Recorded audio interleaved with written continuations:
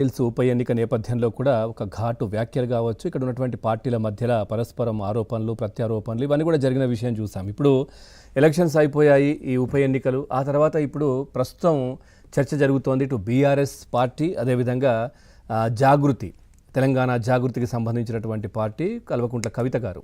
So ఈ నేతల మధ్య, ఇద్దరి మధ్యలో కూడా వాద ప్రతివాదనలు కూడా జరుగుతున్నటువంటి పరిస్థితి. బీఆర్ఎస్ నేతలపై ఇటు కవిత ఘాటు వ్యాఖ్యలు కూడా చేసినటువంటి పరిస్థితి నిన్న కనిపించింది. అంగడి స్థలాలను కబ్జా చేసి నిరంజన్ రెడ్డి 3 ఫామ్ హౌజులు కట్టుకున్నారు అంటూ కూడా కల్వకుంట్ల కవిత గారు నిన్న ఆరోపణలు చేసినటువంటి పరిస్థితి కనిపించింది. అట్లాగే ఆయన చేసినటువంటి అవినీతిని ఇటు హరీష్ రావు గారు కప్పిపుచ్చే ప్రయత్నం, కేసీఆర్ గారికి తెలియకుండా చేసే ప్రయత్నం, ఇవన్నీ కూడా చేశారంటూ కూడా నిన్న కవిత గారు మాట్లాడారు. ఏదైతే కృష్ణా పరివాహక ప్రాంతాల్లోని ఇటు మనం చూస్తే కనుక వనపర్తి, పెబ్బేరుల్లో నిరంజన్ రెడ్డి ఫామ్ హౌజులు కట్టుకున్నారంటూ కూడా ఆరోపణలు చేశారు. ఆ తర్వాత దీనికి సంబంధించి కూడా, అంటే నా తండ్రి వయసుతో ఉన్నటువంటి వ్యక్తి, సో అదేవిధంగా మా తండ్రితో సన్నిహితంగా, అంటే అక్కడ ఉన్నటువంటి వ్యక్తి కాబట్టి నేను గౌరవం ఇస్తున్నానంటూ కూడా కవిత గారు మాట్లాడారు. లేకపోతే ఊరుకునే ప్రసక్తే లేదంటూ కూడా చాలా సీరియస్గా ఆవిడ మాట్లాడినటువంటి పరిస్థితి. తన గురించి పిచ్చి పిచ్చిగా మాట్లాడితే పుచ్చ లేస్తదంటూ కూడా కవిత గారు హెచ్చరించినటువంటి పరిస్థితి నిన్న కనిపించింది. అదేవిధంగా దీనికి ధీటుగానే దీనికి కౌంటర్ ఇస్తూ నిరంజన్ రెడ్డి గారు కూడా మాట్లాడారు. ఒకసారి ముందు కవిత గారు ఏం మాట్లాడారు ఒకసారి చూద్దాం. ఈయనేందో ఈమె పుచ్చు వంకాయ సచ్చు వంకాయ అనేదో మాట్లాడుతున్నట్టు. నిరంజన్ రెడ్డి గారు, మీరు మా తండ్రి వయసులో ఉన్నారు కాబట్టి చాలా మర్యాద ఇచ్చి ఈ అంశాలన్నీ చాలా గౌరవంగా చెప్తున్నా నేను. మీరు అక్కడ లోకల్ ఎంఆర్ఓ ఆఫీస్ కాలబెడితే కూడా చూసుకుంటూ ఉండిపోయారట. మరి అది ఒకవేళ నిజంగా కేసీఆర్ గారికి తెలిసి ఊరుకుంటే మాత్రం 100% అది తప్పు అవుతుంది, అది కరెక్ట్ కాదు. ప్రజలు మంచి తీర్పు ఇచ్చారు. ఇంకా ఇంకా బీభత్సమైన మెజార్టీతో కొట్టేది ఉండే మిమ్మల్ని. ఇంకొకసారి నా మీద ఎటువంటి మాట్లాడితే తండ్రి వయసు అని కూడా చూడము, పిచ్చి పిచ్చిగా మాట్లాడితే పుచ్చ లేచిపోతా చెప్తున్నాను. సిన్సియర్గా, సీరియస్గా ప్రజల సమస్యల మీద మాట్లాడుకుంటూ తిరుగుతుంటే ఎందుకంత భయం అవుతుంది మీకు?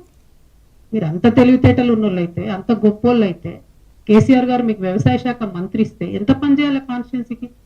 ఇట్లా పీడించుకొని తింటారా? ప్రజల రక్తం తాగుతారా మీరు? దేవుడు మాన్యాలు తింటారా ఎవరైనా? దేవుడి గుడిని కబ్జా పెట్టుకుంటారా ఎవరైనా? భూములు పెబ్బేర్స్ అంతా మీకే కావాలి, వనపర్తి మార్కెట్ మీకే కావాలి, గద్వాళ్ళ భూములు మీకే కావాలి. ఏంది ఇది? అంతుండాలి కదా భూదాహానికి, ధనదాహానికి.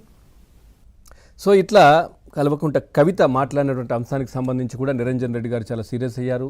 కవిత హెచ్చరిక, ఆమె కూడా హెచ్చరించినటువంటి పరిస్థితి. కవితను ఒక లిక్కర్ రాణి అంటూ కూడా ఆయన సంచలన వ్యాఖ్యలు చేశారు నిరంజన్ రెడ్డి.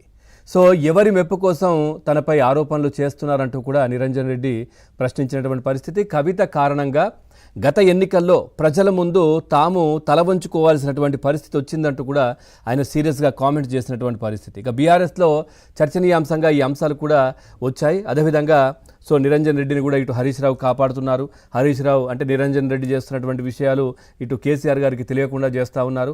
సో ఇవంతా కుట్రలు పన్నుతూ ఉన్నారు. ఇవన్నీ కూడా మళ్ళీ మాట్లాడినటువంటి పరిస్థితి. ఈ అంశాలన్నీ కూడా ఇప్పుడు ప్రస్తుతం చర్చ జరుగుతుంది. ఒకసారి నిరంజన్ రెడ్డి మాట్లాడినటువంటి అంశాన్ని కూడా ఒకసారి చూద్దాం. కాంగ్రెస్ ఎదవలు మాట్లాడితే అదే మాట నువ్వు మాట్లాడుతావమ్మా? సిగ్గనిపించాలి కదా మాట్లాడడానికి. తలమేందో ఏందో తెలియదు. ఇంకా నీచమైన, దారుణమైనటువంటి మాట ఆమె మాట్లాడేది. నాకైతే అసలు మనుషులైన వాళ్ళు అట్లా మాట్లాడారు.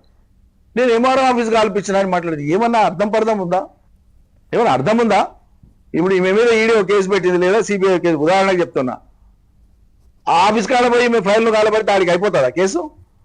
ఒక రెవెన్యూ రికార్డ్ అనేది ఇంగీతం ఉండి మాట్లాడాలి. ఎప్పుడు మాట్లాడినా ఒక రెవెన్యూ రికార్డ్ అనేది మండల ఆఫీస్లో ఉంటుంది, ఆర్డీఓ ఆఫీస్లో ఉంటుంది, కలెక్టరేట్లో ఉంటుంది, సిసిఎల్ఏలో ఉంటుంది. అట్లా ఉంటానంటే ఒక తోనున్న కాగితాలన్నీ కూడా మాయమైపోతే ఇక లోకంలో భూములే ఉండవు ఎవరికి. పోలీస్ స్టేషన్లో కూడా అంతా కూడా మర్డర్ చేసింటారు, పోలీస్ స్టేషన్లో ఎఫ్ఐఆర్ అంటే కేసు అవుతుంది. వాడు పోలీస్ స్టేషన్ అడ్వైట్ అనుకో జరిసేపటికి కేసు పోతుందా? వాడు ఎవడో పనికి మాలిన విధవ, ఏం మాట్లాడాలనో తెలియనటువంటి ఒక విధవ ఈయన ఉన్న భూములు తారుమారైన రికార్డులు కాబట్టి అవి కనిపించకుండా ఆయన అంటుపెట్టిన కారణం ఇంత నీచంగా మాట్లాడతారండి ఎవరా సభ్య సమాజంలో? ఇక ఈ అంశాలు ఇటు బీఆర్ఎస్లో అటు అదేవిధంగా జాగృతిలో కూడా ఒక చర్చనీయాంశంగా మారాయి. ఎందుకు ఈ విధంగా జరుగుతోంది ఏంటి అనేది కూడా సో పూర్తిగా ఈ అంశాలకు సంబంధించి మనం చర్చలోకి వెళ్దాం. చర్చలో పాల్గొ